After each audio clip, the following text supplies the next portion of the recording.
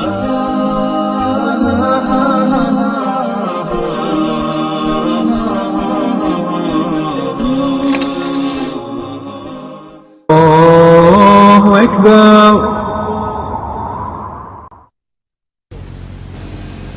was born in India, in a village, on the 1st of July, 1918. In August 1927, I reached Durban, South Africa.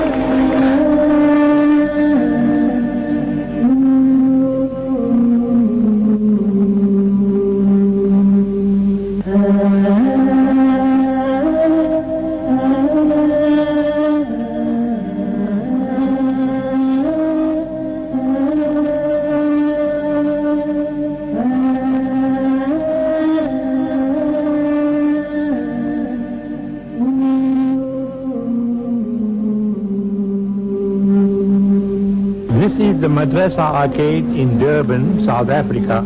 The curious narrow alleyways of the Madrasa Arcade are familiar to Yaqub Mehtar.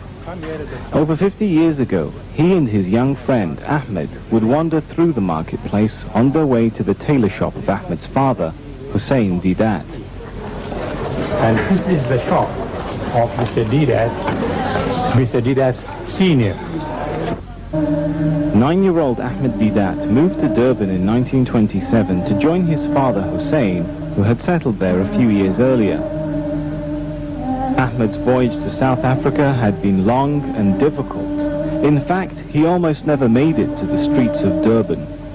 Much of the money went to pay for the rent of their small apartment in Ismail Building, next to one of the oldest mosques in Durban. One of Ahmed's neighbors in the building, Ahmed Suleiman Beylim, would eventually become one of his lifelong supporters.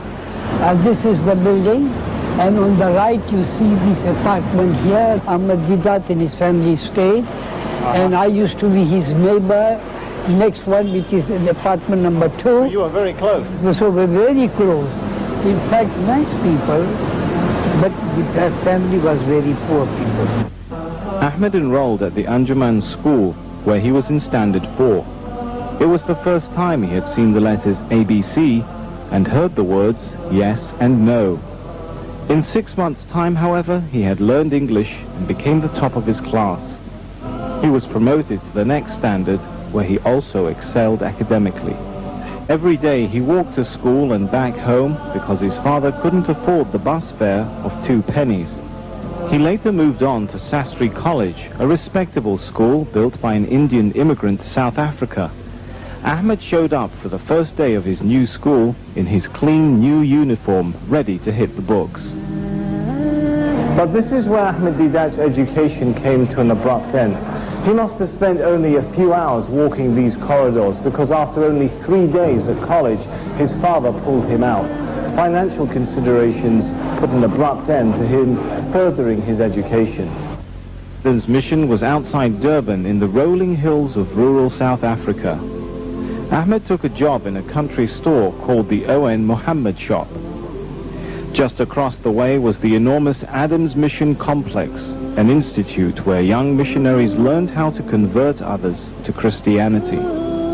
These missionaries, they were making life miserable for us from this college. They were getting training there as to how to deal with the Muslims.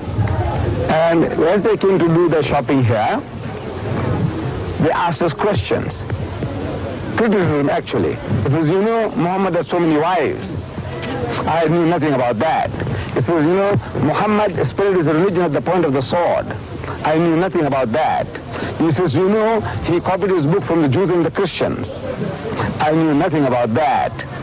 So what was I as a Muslim to do? I had a natural urge for reading.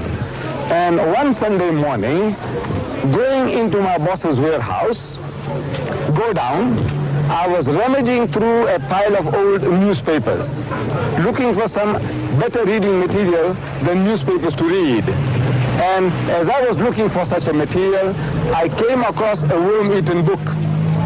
This book, we have renewed the cover, but a worm-eaten book. And when I picked it up, When I picked it up, I started to sneeze because it was all full of mildew. And I read the title of the book. It said, Izharul Haq. Spelled out in Latin script, I-Z-H-A-R-U-L-H-A-K-K. Izharul Haq. Now to me that sounded Arabic. Izharul Haq. It sounds like Arabic. So I didn't know what it meant. I see here at the bottom it says the truth revealed. This was a very old publication, printed in 1915 in India. 2 years older than myself. I was born in 18, this was 3 years older than myself. Now this book actually changed my life. Ahmed Didat now had his armor. His shield would be his extensive knowledge of the Bible and Quran, and his sword would be his frank, piercing style of delivery. In 1940, he took to the stage and began giving lectures to small audiences, the first of which was Muhammad, the Messenger of Peace. I made appointments with them to go to their homes on Sundays, after church, the church, and talking to them, and I talked myself into talking until I came to Durban, reside in Durban. I found a job in Durban. And in Durban, around the 50s, an opening took place. This is also Allah's Musabbibul Asbab. We had a very charismatic speaker coming from overseas. And this speaker, very unusual, for a Sunday morning, he used to get 300 people every Sunday morning. And the crowd was increasing continuously. And I used to attend this talk of his, very fascinating. At the end of the talk, question and answers, and when everything was over, after a few months, a revert to Islam, an Englishman who had become Muslim, by the name of Mr. Fairfax. This Mr. Fairfax, he suggested this, look, any of you, if you are interested, I am prepared to teach you people comparative religion. But he called it Bible class. He said, I will teach you the Bible, how to use the Bible in propagating Islam. So he said, very good. So out of this 200 to 300 audience every Sunday morning that this other gentleman drew, about 15 to 20 opted to remain for a second injection. And this Mr. Fairfax began teaching us that, look, in the book of Daniel, there are certain prophecies and how to use those prophecies. In the book of Deuteronomy, in the Bible, there are certain prophecies regarding the coming of our Nabi Kareem Sallallahu Alaihi Wasallam and how we can exploit them, how we can expound them. So this thing carried on for a few weeks or a couple of months, and then Mr. Fairfax was absent. And I could see the disappointment on the faces of these young people. We were all young then, 15 to 20 of us. We're looking at each other's faces, disappointed, and we break up. The following Sunday again, we look at each other's faces. Where is Mr. Fairfax? No news. And we break up. The third Sunday, I suggested to them, to those people who were enthusiastic about having a second inning, I said, look, if you like, I can carry on where Mr. Fairfax left off, because I had the knowledge that I was sitting in to give this person my moral support. Myself and my secretary, who has just passed away, Mr. G.H.E. Vanker. Now, we were both knowledgeable as far as the Bible was concerned, but we would give them our moral support, which we would sit there and with the rest.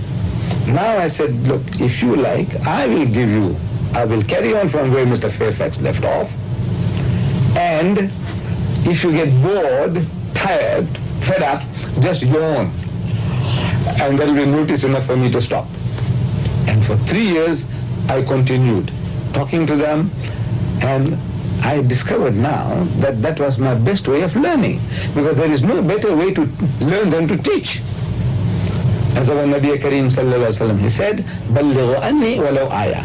Deliver the message regarding me, even if it is one verse. That's a secret. If you have one verse, and if you share, and you share, and you share, then Allah fills you up with more.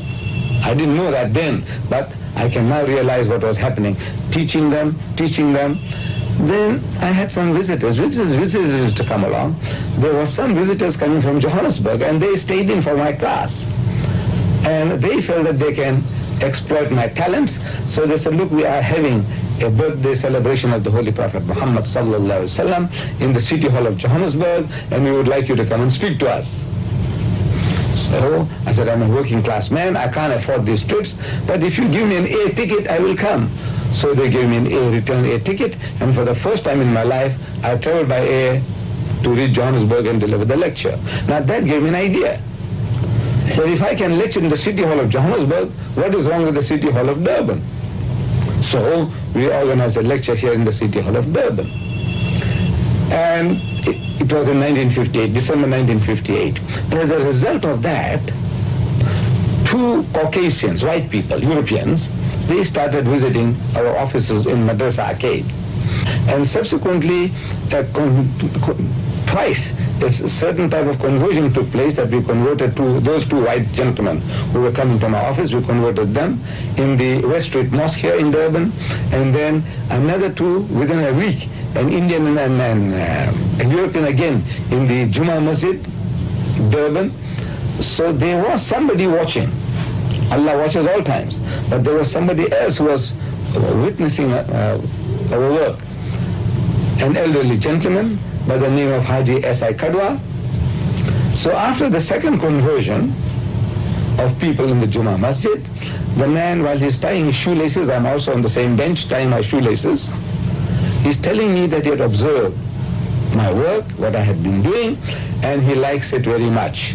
And he said, look, I got 75 acres of land at a place called Brahma in Natal, about 55 miles outside Durban, and I'm prepared to give it to you. So I said, I accept. He said, no, not so fast. You must first have a look at the place. I said, what is there to look? So he said, no, you must first have a look. I was thinking that if there are 50 acres of rocks, I will still have 25 acres of good land. If there are 25 acres of rocks, I'll have 50 acres of good land. And Natal is a garden colony.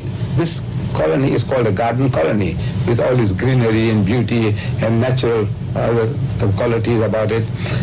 So he said, no, you must have a look. So I, with our trustees, I went down and I saw the land, and I accepted it, and I started establishing an institution called As-Salam, where I could train Muslim missionaries. It is functioning at the moment. Ahmed and his family uprooted from Durban and moved 80 kilometers south to the uninhabited hills surrounding As-Salam. He had to chop down trees just to reach the land. Once he arrived, he immediately put his hand to the plow in establishing the institution. But Ahmed was devoted to spreading Islam in the best way he knew how, by speaking. His wife, Hawa, was at first shocked to see her husband doing so well up on the stage. I thought, can this man talk? But his talks gained in popularity until eventually he found himself here at the town hall in Durban. He now had a full house of around 2,000 people. Didat's lectures here were some of the few events in which segregation briefly disappeared. His message was that there were many contradictions in the Christian Bible and doctrine, and that Muhammad was indeed a noble messenger sent by God. Ahmed's preaching began to take over his life. He moved to apartment number 45 Hussein Building, where he put in countless hours of planning as